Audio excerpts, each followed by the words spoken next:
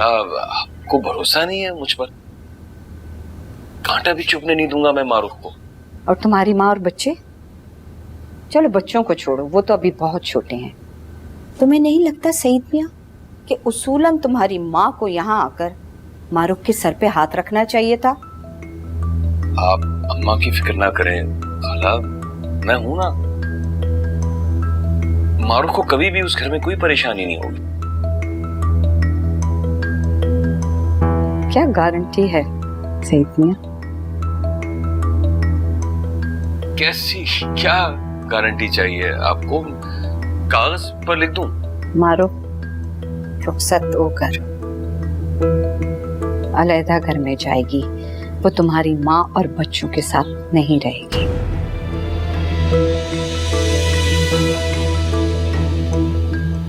जी कोई अनहोनी बात कर दी मैंने तुमसे? खाला, मैं अपना घर छोड़कर मारूफ को अलहदा किराए के घर में क्यों रखूंगा? किराए के घर में नहीं जाएगी, मारूफ अपने जाती घर में जाएगी। उसका अपना घर होगा जहां वो रुखसत होकर जाएगी।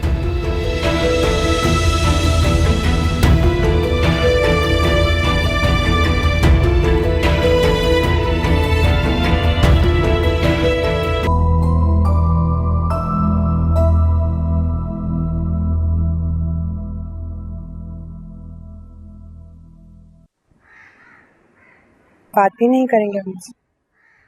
बात करने की ख्वाहिश थी तो अंदर क्यों नहीं आई? मैं नहीं चाहती थी कि मेरे सामने अम्मी आपसे वो मकान वाली बात करें। उसे बहुत ही बेतुका मुतालबा है खाला जी का। गुस्सा करने की जरूरत नहीं है, अंदाजा है मुझे बहुत ही बेतुका मुतालबा है, तभी तो नाराज हूँ मैं। शादी से 4 दिन पहले ऐसी बात नहीं करनी चाहिए थी। बहुत समझाया सईद, ना जाने क्यों खौफज़दा है। खौफज़दा है? क्यों खौफज़दा है? क्या सारी जिंदगी तुम्हें अपने साथ रखना चाहती है? अजीब खुदगर्जी है। सईद खुदगर्जी नहीं, ये तो माँ की मोहब्बत है। उन्हें तुमसे मोहब्बत है और मुझे? मेरी मोहब्बत भूल गई है वो। उन्हें हर तरह से यकीन दिलाया कि मैं तुम्हें हर तरह का सुख दूंगा। सही पता है, अगर सिर्फ एक बार आपकी अम्मी आके मेरे सर पर हाथ रख देती ना तो उनके सारे खर्चे खत्म हो जाते। समझाओ खाला जी को मारूफ, ये वक्त अभी इन बातों का नहीं है।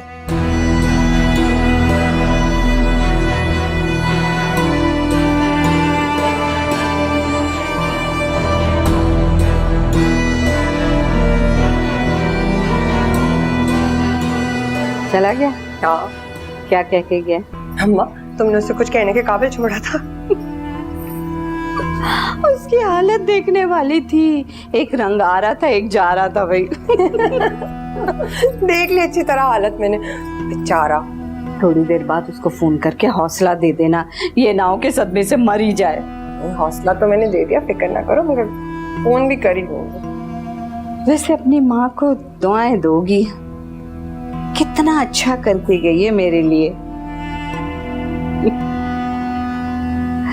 अब तुम देखना।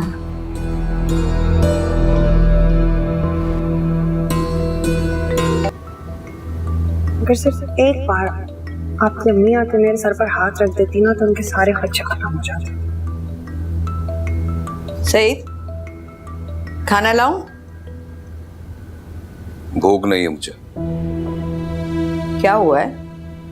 परेशानी है क्या? अम्मा, ये बिला वजह के लाड प्यार मत दिखाओ मुझे।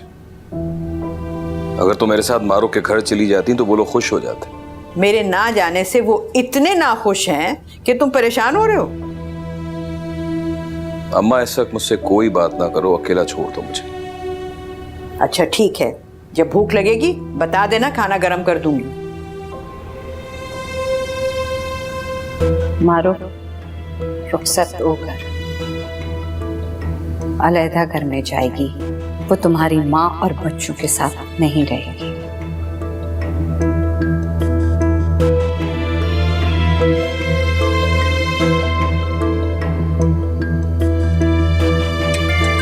हेलो।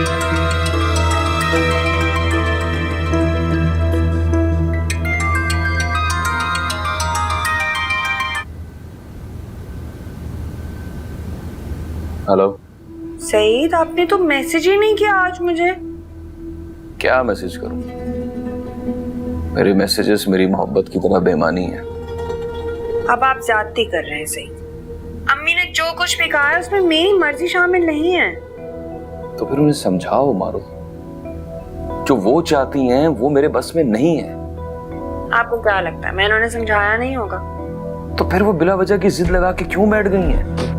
मैंने तो आज सुबह से कुछ खाया भी नहीं, यकीन जानिए इतनी बहस की है मैंने अम्मी के साथ। इससे तो बेहतर था कि हम उनकी मर्जी के खिलाफ ही निकाह कर लेते। ऐसा तो ना करूं, आप उनसे बात कीजिए, वक्त गुस्सा है, मान जाएंगी। लहजे में आज उन्होंने मुझसे बात की है, मुझे नहीं लगता कि वो मानेंगी। इससे ही तो माइंड ना कीजिएगा, लेकिन ये सब कुछ जो हो रहा है या आपकी अम्मा की वजह से हुआ है। अगर वो हमारी शादी के रिश्ते में थोड़ी सी दिलचस्पी दिखा देती ना अगर, तो ये सब ना होता। मारुख, मैं तुम्हारी खुशियों की जमानत दे रहा हूं ना। फिर कोई दिलचस्पी दिखाए या ना दिखाए, खाला जी को इस बात की परवाह नहीं करनी चाहिए। आप आकर उन्हें अपनी मजबूरी बताएंगे ना तो मान जाएंगे। सही, ठीक है, मैं आता हूँ कल। अच्छा सुने, टेंशन ना लें आप। अच्छा, सब सही हो जाएगा। तुम भी खाना खा लो, भूख हड़ताल का असर नहीं होना खाला जी। खा लूंगी। खुदा हाफिज। खुदा हाफिज।